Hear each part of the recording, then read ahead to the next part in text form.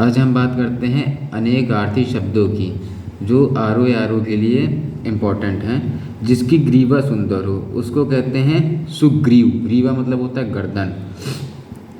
जिसके लोचन सुंदर हो उसे सुलोचन। जिसके नयन सुंदर हो यानी आंखें सुंदर हो सुनयन। सोने की इच्छा सुप्सा। जिसकी ग्रीवा सुंदर हो सुग्रीव। किसी छोटे से छोटे काम में त्रुटि निकालने वाला, जो छोटे से छोटे काम में कमियां निकालता है। तो छोटे का अर्थ क्या होता है? छिद्र। तो छिद्र अन्वेषी। अन्वेषण मतलब क्या होता है? निकालना। तो छिद्र अन्वेषी कहते हैं जो छोटी से छोटी चीज़ में खामियां निकालता है, कमी निकालता है। सव्यसाची क्या होता है? देखिए, सव्यसाची कहते हैं अर्जुन को। सव्यसाची क्या होता है? जो उल्टे हाथ से भी अच्छा काम कर सके, वो सव्यसाची होता है। अर्जुन को सव्यसाची इसलिए क्यों कहा जाता है? क्योंकि उल्टे हाथ से भी बाण का संधान कर सकते थे। बाएं हाथ से कार्य करने वाला सव्यसाची होता है। सव्यसाची शब्द के लिए एक बाएं हाथ से कार्य करने वाला, सदा सत्य बोलने वाले को सत्यवादी, जिसने बहुत कुछ सुना हो उसे बहुश्रुता कहते हैं। अपनी इच्छा के अनुसार आचरण करने वाला स्वेच्छाकारी कहलाता है। ऐसी कन्या जिसके विवाह का वचन दिया गया हो। वागदत्ता। वागदत्ता जिसके विवाह का वचन, मान लीजिए अगर शादी कोई करना चाह रहा है तो अगर वचन दिया गया हो कि आप ही से शादी होगी तो उसको कहते हैं वागदत्ता। ऐसी कन्या जिसके विवाह का वचन दिया गया हो उसे वागदत्ता कहते हैं। जिस कन्या का अभी अभी विवाह हुआ हो उसे नवोड़ा कहते हैं। जिस कन्या का अभी अभी विवाह हुआ उसको नवोड़ा कहा जाता है। जिस स्त्री का पति विदेश गया हो उसे प्रसिद्ध पतिका कहते हैं। जिसका पति विदेश चला गया हो, जैसे दुबई उबई कमाने चले जाते हैं, तो उसको कहते हैं प्रोसित पतिका। जिस स्त्री का पति विदेश से आया हो आगत पतिका। आगत मतलब होता आगमन, मतलब होता आना। तो आगत पति आया है तो पति, और पति की पत्नी है तो पतिका। पतिका। जिसे वेतन ना मिलता हो, अब जिसे पैसा ही ना मिलता, वेतन ना मिलता, उसको क्या कहते हैं? अवैतनिक। देखिए, आ का मतलब होता है नहीं और उन का मतलब होता है एक कम। जैसे 19, 79, ये सब क्या है? जहाँ जहाँ उन आएगा उसका मतलब एक कम। और जैसे कि हाँ, मतलब एक कम, उनका मतलब एक कम ही होता है 29। 30 से एक कम 29। तो इसी प्रकार से उन जहाँ लगता है उसका मतलब है कि एक कम उन है, और आ का मतलब होता नहीं। जिसे वेतन न मिलता हो वाक्य हेतु उपयुक्त शब्द अवैतनिक। भिक्षा के सहारे जीविका चलाने वाला भिखारी। जो वेतन पर काम करता हो उसे वैतनिक कहते हैं। ईश्वर के सहारे अनिश्चित आय को आकाश वृत्ति कहा जाता है। ईश्वर के सहारे अनिश्चित आय को, मतलब अब ईश्वर देगा पैसा, कितना देगा ये मुख्यतः खेती पे डिपेंड करता है। उसमें ही कह सकते हैं कि यहाँ आकाश वृत्ति वाली आय होती, कभी अच्छा हो जाती फसल, कभी खराब हो जाती। जो किसी अन्य व्यक्ति के स्थान पर कार्यरत हो, मतलब एडहॉक की बात हो रही है। शब्द के लिए क्या होगा? तो इसका होगा स्थानापन्न, मतलब उसके स्थान पे आके ये बैठा है तो स्थानापन्न। जो किसी अन्य व्यक्ति के स्थान पर कार्यरत हो उसके लिए स्थानापन्न उपयुक्त शब्द है। इसके लिए कह सकते हैं एक्टिंग। एक्टिंग जैसे एक्टिंग चीफ जस्टिस होते हैं तो एडहॉक जो होते हैं मतलब वही होते हैं, उस हिसाब से होता है कि उसके हिसाब से वो कार्य करने पे असमर्थ हो गया तो वहाँ पे आके काम करने लगे। जैसे राष्ट्रपति की तबीयत खराब हो जाए तो उपराष्ट्रपति उनके कार्य का निर्वहन करता है, तो उस जगह पे हम कह सकते हैं कि स्थापन्य हुआ। स्थापन्य हुआ एक स्थान से हटकर दूसरे स्थान पर किया हुआ, स्थानांतरित होता है। एक जगह पे था उसको हटा के दूसरे स्थान पे रखा गया तो उसको हम क्या कहते हैं? स्थानांतरित। स्थानांतरित करना यानी कि ट्रांसफ़र करना। जिस पर दूसरे का अधिकार ना हो उसे एकाधिकार कहते हैं। अब जैसे कोई, ये मान लीजिए पेन है, ये क्या हो गया? इस पे मेरा एकाधिकार है जब तक मेरे पास है।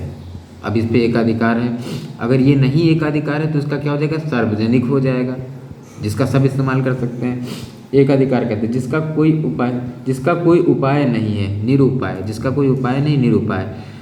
जो उस पद पर होने के कारण किसी कार्य में रत हो, शब्द के लिए पदेन होता है। जो उस पद पर रहने के कारण किसी कार्य में रत हो उसे पदेन कहते हैं। वह व्यक्ति जिसे कुछ पाने या करने का अधिकार हो उसे अधिकारी कहते हैं। वह जो किसी पद पर रहते हुए सब अधिकार प्राप्त करता है उसे पदाधिकारी कहते हैं। जिसकी प्रतिष्ठा हो उसे प्रतिष्ठित कहते हैं। जो कुछ समय के लिए नियुक्त किया गया हो देखिए, कुछ समय के लिए नियुक्त किया गया हो, तो समय का मतलब होता है काल, तो समय का मतलब काल हो गया। कुछ समय के लिए तो यानी अंश, तो अंशकालिक कहते हैं। क्या कहते हैं? अंशकालिक। कुछ समय के लिए, कुछ समय का मतलब होता है अंश, और कालिक, काल का मतलब समय, तो अंशकालिक।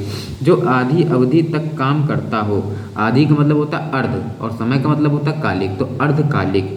जो पूरा समय कार्य करता उसे, पूरा का मतलब होता है पूर्ण, और समय तो वही था कालिक, तो पूर्णकालिक। जो उसी समय में हो उसे समकालिक, और जो सम मतलब क्या होता है? बराबर, समकक्ष जो होता है, सम मतलब क्या होता है? बराबर, जो उसी समय में, मतलब उसी समय के बराबर है, तो क्या काल है, काल का हो गया समय, और उसी समय के बराबर है तो समकालिक हो गया, समकालिक। जो आधी अवधि तक काम करने वाला, तो देख लिया है अर्धकालिक। वह राजकीय धन जो किसानों की सहायतार्थ दिया जाता हो, मान लीजिए कोई धन है जो किसानों की सहायता के लिए दिया जाता है, तो उसको हम क्या कहेंगे? उसको हम कहते हैं तकावी। याद करिए, तकावी ऋण चलता था, तो वो उसी प्रकार से। वह राजकीय धन जो किसानों को सहायतार्थ दिया जाता है, तकावी कहलाता है। उधार लिया हुआ धन ऋण कहलाता है। जब उधार लेते हैं तो उसको ऋण कहते हैं। किसी कार्य हेतु दो पक्षों में समझौता, अनुबंध कहते हैं। जो MOU साइन होता है उसको अनुबंध कहते हैं, यानी कॉन्ट्रैक्ट एक प्रकार का होता है।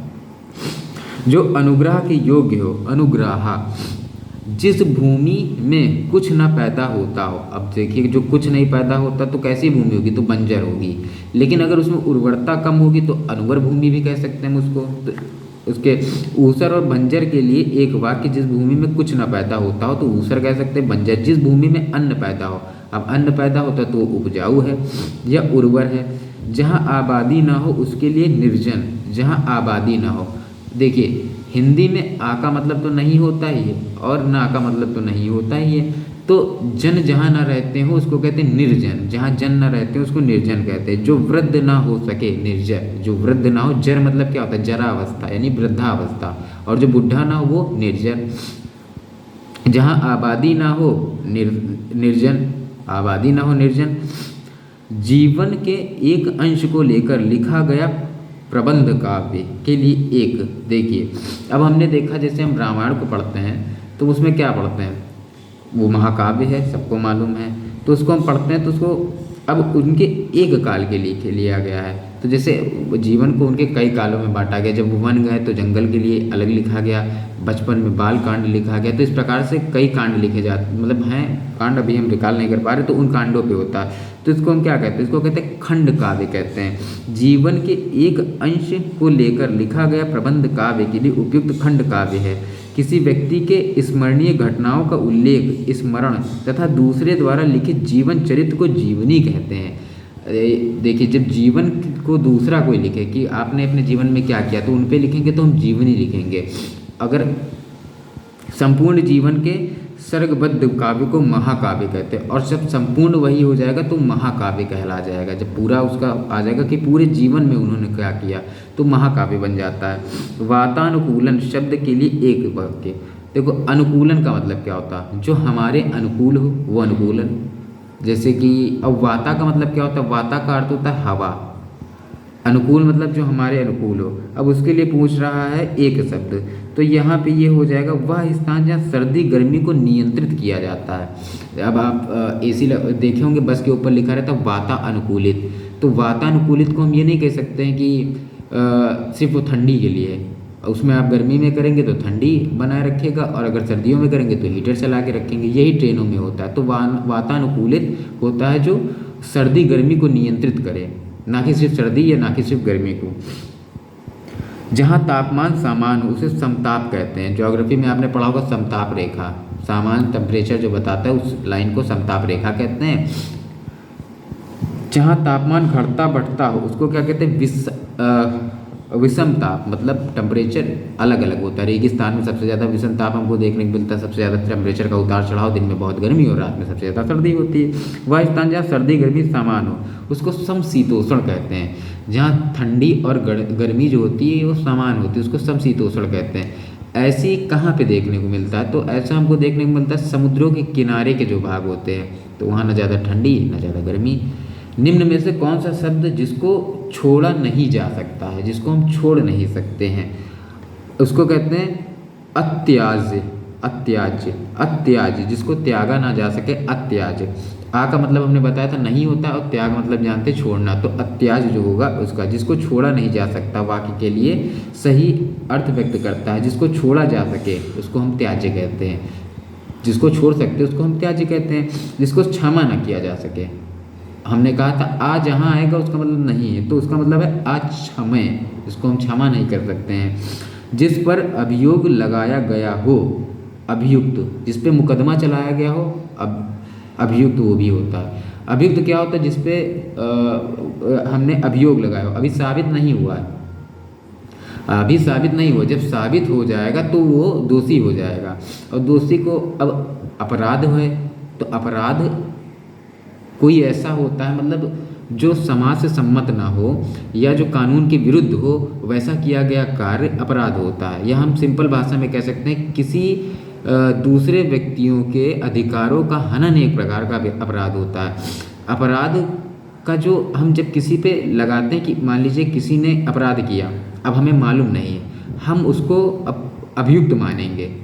अब एक तो होगा जो बताएगा कि इसने किया है, वो कह रहा है कि इसने किया है ये, लेकिन हम तो जब तक साबित नहीं होगा तब तक नहीं मानेंगे, तब तक वो अभियुक्त रहेगा। तो मुकदमा चलेगा उसके ऊपर, बाद में वो होगा। अब अभियोग जिस पे लगाया गया उसको अभियुक्त ही कहा गया है। जो पेट के बल चलता हो, अब ये भी देखिए, जो पेट के बल चलता हो, उदर, पेट मतलब क्या होता है? उदर, और चलने वाला चर, यानी पेट के बल चलने वाला उदरचर। जो पेट के बल चलता हो, शब्द समूह के लिए उदरचर शब्द सही है। आकाश में विचरण करने वाला, देखिए विचरण हो, चर हो, विचरण हो या चलना हो, उसके लिए चर शब्द प्रयोग होता है। अब आकाश का मतलब नभ होता है, नभ में चलने वाली नभचर हो गया। जो इंद्रियों, इंद्रियों को कहते हैं गो, जो इंद्रियों द्वारा न जाना जा सके, अगोचर।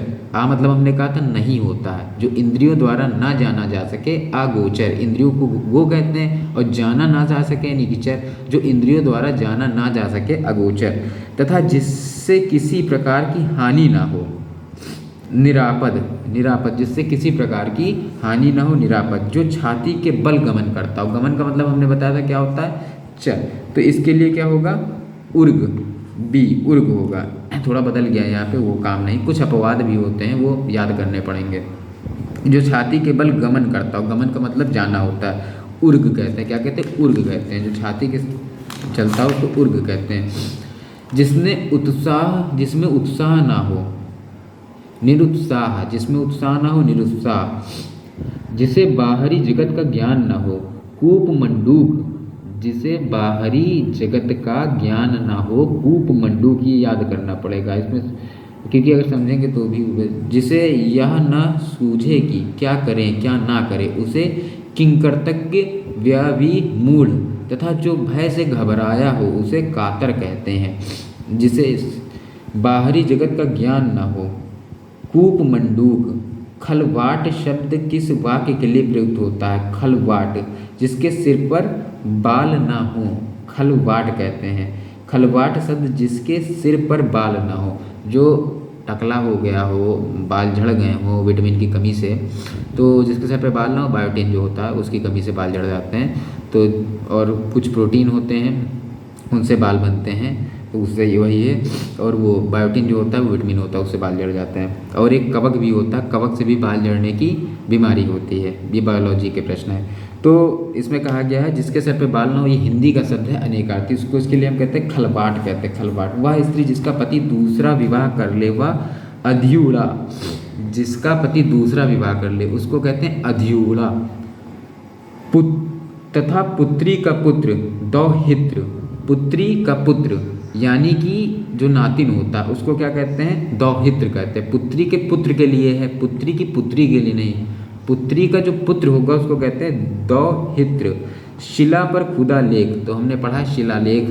शिलालेख किसने लिखवाए थे? तो शिलालेख लिखवाए थे अशोक ने, काफ़ी शिलालेख लिखवाए थे। 14 शिलालेख हैं अशोक के, इसीलिए उनको कहा जाता है 14 का हो गया 4, 10, चतुर्दश शिलालेख कहा जाता है अशोक के अभिलेखों को। 14 हैं वो, जिसमें से आपका उड़ीसा के 2 अभिलेख हैं, उसमें से 12, 13 और 14वां जो है वो नहीं है, तो उसको कहते हैं पृथक कलिंग शिलालेख ऐसा कहते हैं उसको। बाकी ये हिस्ट्री, एंशिएंट हिस्ट्री का टॉपिक है। कष्ट सहकर होने वाला कार्य, दुष्कर। अच्छा, कष्ट सहकर होने वाला कार्य, कष्ट सबके जीवन में आता है, लेकिन उसमें देखने वाली चीज़ है कि एक के पास घर नहीं है उसका कष्ट है, ये हो गया निगेटिव कष्ट। एक का घर बन रहा है, उसमें वो काम कर रहा है, एक होता है ये कष्ट कि अभी उसका घर बन रहा है, तो हो सकता है सुबह उसको बनी हुई दीवारों पे पानी देना हो, जिसको तराई कहा जाता है, या हो सकता है कि मजदूर ना आए, तो हो सकता है उसको मजदूरी भी अपने मकान में करनी पड़े, तो ये पॉजिटिव होता है। अब जैसे तो ये पॉजिटिव कष्ट होता है। कष्ट सबके जीवन में आते हैं, लेकिन आपको चयन करना है कि आपके जीवन में किस प्रकार के कष्ट हैं, पॉजिटिव या निगेटिव। जो भेदा या तोड़ा ना जा सके, अभेद्य होता है। कर्ण का जो कवच था वो अभेद्य था, सूर्य ने उनको दिया था, सूर्यपुत्र भी कहते हैं। तो कर्ण का कुंडल और कवच जो था, कवच तो अभेद्य ही था उनका, तो वो भी उनके शरीर का अंग था, एक ऐसा कवच था जो उनके शरीर का अंग था। इंद्र ने उनको मांग लिया था क्योंकि कर्ण जो थे बहुत दानी थे, तो नहाने गए थे वो एक दिन, सुबह सुबह वो जब स्नान करते थे तो उसके बाद वो दान करते थे, कोई भी कुछ भी मांग सकता था। अब इसका पता चल गया था इंद्र को, और इंद्र जो था उनके पुत्र माने जाते हैं अर्जुन, तो उनको लगा कि ये अर्जुन को, अब इनके पास अगर ऐसा रहेगा कवच कुंडल, तो इनको तो कोई मार ही नहीं सकता है, और ये ना ही किसी प्रतिस्पर्धा में हारेंगे। तो इंद्र इससे भयभीत होकर उनसे साधु बन के गए, कवच कुंडल मांगा। लेकिन कर्ण को इस बात का आभास हो गया था कि ये इंद्र हैं, वो जानते हुए भी उन्होंने कर्ण कुंडल अपना दे दिया था। तो इस वजह से दानवीर कर्ण कहा गया उनको, क्योंकि उन्होंने जानते हुए कि छल से मांगा गया दान है, उन्होंने दान किया, इसलिए वो सबसे बड़े त्यागी हुए। कष्ट सहकर होने वाला कार्य दुष्कर होता है। श्रम करके जीने वाला श्रमजीवी होता है, जो मेहनत करके जीवन यापन करता है वो श्रमजीवी होता है। श्रम मतलब मेहनत होता है, जीने वाला जीवी हो गया। अच्छा, सैलरी जो पैसा होता है उसको भी जीवी ही कहते हैं। अच्छा, एक प्रकार की कृषि होती है जीविको उपोर्जन कृषि, उसमें क्या करता है कृषक, उसमें छोटा सा भूभाग होता है, जैसे आम भारत में ज़्यादातर लोग किसान करते हैं, 2-4 बीघा खेती होती है, उसमें अन्न उपजाते हैं बस अपने जीवन को या अपने परिवार के लोगों का पेट पालने के लिए, तो वही जीवी हो गया। जहाँ जाना कठिन हो, दुर्गम, कुछ चीज़ें होती हैं जो दुर्गम होती है, जैसे माउंट एवरेस्ट हो गया, वहाँ जाना कठिन है तो वो दुर्गम है। जिसका स्वर्गवास हो गया हो, दिव्यंगत, जो जिसका स्वर्गवास हो गया हो, दिव्यंगत, जिसका स्वर्गवास हो गया हो उसके लिए दिव्यंगत शब्द होगा। शरीर से प्राण निकलना, मृत्यु, तथा जिसने मृत्यु को जीत लिया हो वह मृत्युंजय, मृत्यु को जीतने वाला मृत्युंजय। तो आपने सुना होगा एक मृत्युंजय मंत्र होता है शंकर जी का, तो उसको मृत्युंजय इसीलिए कहा जाता है। जब आप जा रहे हो कहीं, आपका एक्सीडेंट हो जाए, तो इस वजह से उन्होंने कहा कि एक मृत्युंजय मंत्र है जिसका आप जाप कर लेंगे तो आप उस पर विजय कर लेंगे, क्योंकि कहा जाता है कि कालों के काल जो है वो महाकाल है, इस वजह से मृत्युंजय मंत्र होता है। अभी लेना वो मंत्र बताना अभी उचित नहीं है। नभचर शब्द के लिए एक वाक्य, आकाश में विचरण करने वाला, जो नभ में चलता हो, नभचर। जल में रहने वाला प्राणी, जल में जो रहता है उसको क्या कहते हैं, जलचर कहते हैं। दोनों जगह जो रहता है उसको उभयचर कहते हैं, या आपने बायो में पढ़ा होगा या इन्वायरमेंट में पढ़ा होगा। जल में रहने वाले प्राणी को जलचर कहते हैं। जल से उत्पन्न होने वाला प्राणी जलज होता है, कमल को जलज कहते हैं, क्यों, क्योंकि वो जल से उपजता है, उसको जलज कहते हैं। अच्छा, जीवन का सबसे पहले जो आया था वो जल में ही जीवन उत्पन्न हुआ था, उसके बाद बदलते बदलते इवोल्यूशन हुआ, उसके बाद फिर ज़मीन पे आए, उसके बाद बहुत करोड़ों साल बाद मनुष्य बना। जलचर, जलचर है, जल से उत्पन्न होने वाला प्राणी जलज। जल को धारण करने वाला जलधर, जो जल को धारण करता है उसको जलधर कहते हैं। चतुर्भुज, चतुर मतलब 4, भुज मतलब बाहें, तो हो चतुर्भुज जिसकी 4 भुजाएं हों, जिसके 4 अनन हैं, चतुरानन, जिसके 4 आनन हैं, चतुरानन। 4 युगों का समूह, चतुर्युग, 4 वर्णों का समूह, चतुर्वर्ण। वर्ण जो होते हैं वो ऋग्वेद में हैं, 10वें ऋग्वेद के 10 मंडल हैं। 10वें मंडल में पुरुष सूक्त में दिया गया है, उसमें बताया गया 4 वर्ण होते हैं, जिसमें ब्राह्मणों को बताया गया है कि वो ब्रह्म के मुख से निकले हैं। क्षत्रिय यानी जो बल की शक्ति है वो निकली है भुजाओं से। वैश्य यानी कि जो व्यापार करते हैं, जो चलते हैं इधर उधर एक जगह से दूसरी जगह जाके व्यापार करते हैं, उनको जंघाओं से, वैश्यों को। और शूद्र जो सेवा करते हैं, पैर क्या है, पैर हमारा भार उठाएं, तो उसी प्रकार से इन सब का भार उठाएं। जो ये तीनों वर्ण नहीं कर सकते हैं वो कार्य कौन करते हैं, शूद्र करते हैं, तो चौथे श्रेणी में शूद्र को रखा गया। तो ये एंशिएंट हिस्ट्री का 3rd चैप्टर जो होता है ऋग्वैदिक, उसका ये था। 2 बार जन्म लेने वाला, जो 2 बार जन्म लेता हो उसको द्विज कहते हैं। द्विज ये भी उसी का एक आ गया, आपने पढ़ा होगा जब 16 संस्कार पढ़े होंगे तो द्विज शब्द उसमें आपने देखा होगा। द्विज कब होता है, जब उपनयन संस्कार होता है तो उसके बाद जो व्यक्ति होता है वो द्विज कहलाता है, मेनली पुरुष, क्योंकि उसी के उपनयन संस्कार उत्तर वैदिक काल में हुए। तो द्विज का मतलब होता है दोबारा जन्म लेने वाला। शिक्षा जब प्रारंभ होती है, शिक्षा मिलने के बाद इंसान में इतना परिवर्तन आ जाता है कि वो द्विज ही हो जाता है, तो इसीलिए उसको द्विज कहा गया, मतलब उसका दोबारा जन्म हुआ हो, 2 बार जन्म लेने वाला। जो धरती फोड़कर जन्मता हो, उद्भिद, उद्भिद कहते हैं उसको। स्वयं से उत्पन्न होने वाला, जैसे शिव स्वयंभू हैं, क्या जो खुद से उत्पन्न होता है उसको स्वयंभू कहते हैं। भूमि से जन्म लेने वाला, भूमिज।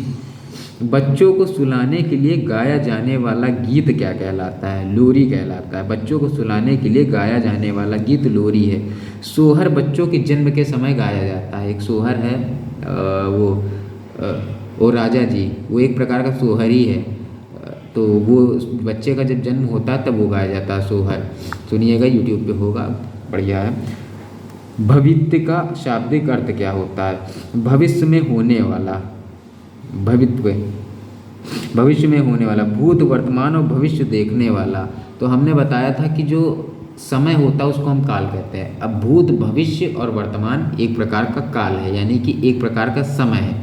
तो इन तीनों समय को देखने वाला यानी समय काल देखने वाला दर्शी, त्रिकालदर्शी होता है। भूत प्रेत जो होते हैं, तो भूत क्यों कहते हैं, भूत हम इसीलिए कहते हैं जो था अब वो मर चुका है, तो मर गया है तो उसको देख लिया तो कहते भूत देख लिया, तो क्या हो गया, जो था कभी अब वो मर चुका, अब तो वो है नहीं, यानी कि वो पीछे चला जा चुका है। हम वर्तमान में अब उसको देख लिया तो हम कहते हैं कि हमने भूत देख लिया, तो वहीं से भूत काल आया। भविष्य जो भी हुआ नहीं है, लेकिन कहीं ना कहीं प्रेडिक्टेबल है कि क्या होगा भविष्य में। और वर्तमान जो चल रहा है, हालांकि वर्तमान में कोई जीता नहीं, या तो पीछे की सोचता है या तो आगे की सोचता है। कभी आप बैठिएगा और सोचिएगा, या तो अब आगे क्या होने वाला है, या आगे की आप रणनीति क्या हुई, या तो वो आप सोच रहे होंगे, या क्या हो चुका है उसके टेंशन में होंगे। तो टेंशन या डिप्रेशन, 2 ही चीज़ में आदमी होगा। वर्तमान स्थिति, वर्तमान में वो क्या है इस पर वो विचार नहीं करता है। यहाँ तक कि चोट भी लग जाए तो आदमी दर्द तो सहता है, वो वर्तमान में सहता है, लेकिन उससे होने वाली हानि, उसमें लगने वाला पैसा, और कैसे लगी थी, गाड़ी आई थी उसमें गाड़ी ठुक गई थी, भूत के बारे में सोचेगा। अब चोट लग गई है, अब 2 दिन काम नहीं कर पाएंगे, भविष्य की। अब इसमें इतना पैसा लगेगा, भविष्य का। अब ये ठीक कितने दिन में होगा, भविष्य का, ये सोचेंगे। वर्तमान में जो हुआ है उसमें नहीं रह पाता आदमी, और जो उसमें रह जाता है वो फिर अलग। भूत, वर्तमान और भविष्य को देखने वाला त्रिकालदर्शी होता है। जो पहले कभी नहीं सुना गया हो, आश्रुत पूर्व। देखिए, श्रुत का मतलब होता है सुनना, हमने कहा था एक प्रकार से आ का मतलब होता है नहीं, तो श्रुत मतलब सुनना है, नहीं सुना गया तो आश्रुत, पहले, पहले का अर्थ क्या होता है, पूर्व, जो पहले ना सुना गया हो, आश्रुत पूर्व, आश्रुत पूर्व। विधुर शब्द के लिए एक शब्द। अब विधुर क्या होता है, देखो विधवा जो होता है वो वे महिलाएं होती हैं जिनके पति उनसे पूर्व खत्म हो जाते हैं। और विधुर कौन होते हैं, विधुर होते हैं रणवे, जिनके पति जो पतियों की पत्नियां खत्म हो गई, मर गई हैं, उनको कहते हैं, अरे रणवा नहीं कहेंगे, रणवा तो कुमारे को कहते हैं, रणवा नहीं कहेंगे। विधुर शब्द के लिए एक शब्द जिसकी पत्नी मर गई हो, जिसकी पत्नी उसके साथ है, उसे सापत्नीक, सापत्नीक कहते हैं। सा मतलब सात, पत्नीक, सापत्नीक, जो पत्नी के साथ रहे। वह पुरुष जिसकी पत्नी उसके साथ नहीं है, विपत्नीक, पत्नी छोड़ के चली गई, विपत्नीक। वह स्त्री जिसका पति परदेश से आ गया हो, उसे आगत पतिका, आ गया पति, आगत पतिका। मरणासन अवस्था वाला, जो मरने की स्थिति में है, मरणासन है, उसको क्या कहेंगे? मुमूर्ष, मुमूर्ष नहीं, मुमूर्षु, मुमूर्ष यही कहेंगे। जो मरने को इच्छुक हो, शब्द समूह के लिए सही वाक्य का चयन करिए। मुमूर्ष। जिसने प्रतिष्ठा प्राप्त कर ली हो, प्रतिष्ठित। अच्छे आचरण वाला, सदाचारी। जिसकी इच्छाएं बहुत ऊंची हो, महत्वाकांक्षी। जो निर्वाण करने योग्य हो, निर्वाणनीय। अनुकरणीय, अनु मतलब हमने बताया था किसी की, अनुकरण मतलब अनुकूल, मतलब किसी की तरह या किसी के जैसा या उसके ही जैसा। उसी, जब अनुकरणीय क्या है? किसी की तरह हम कोई कार्य करें तो अनुकरणीय हो गया, हम उसका अनुकरण कर रहे हैं। तो इसके पीछे क्या? जो अनुकरण करने योग्य हो, अनुकरणीय। अनुगामी, जो अनुग्रह कृपा से युक्त हो, उसके लिए अनुग्रहीत शब्द उपयुक्त है। जिसका यश चारों ओर फैला हो, यशस्वी। जिसका यश चारों ओर फैला हो, यशस्वी। जो क्षमा पाने लायक हो, क्षम्य। जो क्षमा पाने योग्य नहीं है, अक्षम्य। जिसे वश में करना कठिन हो, उसे दुर्धर्ष। जो मान्य है, सर्वमान्य। जो सबको मान्य है, सर्वमान्य। सर्व मतलब सबको, मान्य मतलब मानना। जिसके चार पद हैं, चतुष्पद उसको कहेंगे। जिसके चार पद हैं उसके लिए शब्द चतुष्पद अथवा चौपाया, चौपाया भी कह सकते हैं, चौपाया। जिसकी चार भुजाएं हो, चतुर्भुज। जिस स्थान से चार रास्ते निकले हों, चौराहा। चार राह, चौराहा। जिसमें चार कोण हो, चतुष्कोण। जिसकी तुलना ना की जा सके, जिसकी तुलना ना की जा सके, अतुलनीय। जिसकी उपमा ना हो, अनुपम। जिसके समान कोई दूसरा ना हो, उसे अद्वितीय कहते हैं। जिसकी किसी बड़े आदमी के निधन की वार्षिक तिथि, पुण्यतिथि। किसी बड़े आदमी के निधन की वार्षिक तिथि के लिए पुण्यतिथि शब्द प्रयुक्त होता है। किसी के जन्म लेने के दिन को जन्मदिन। किसी के जन्म के समय होने वाला उत्सव जन्मोत्सव। वर्ष में मनाया जाने वाला उत्सव वार्षिक उत्सव होता है। आगे का देखेंगे अगली क्लास में।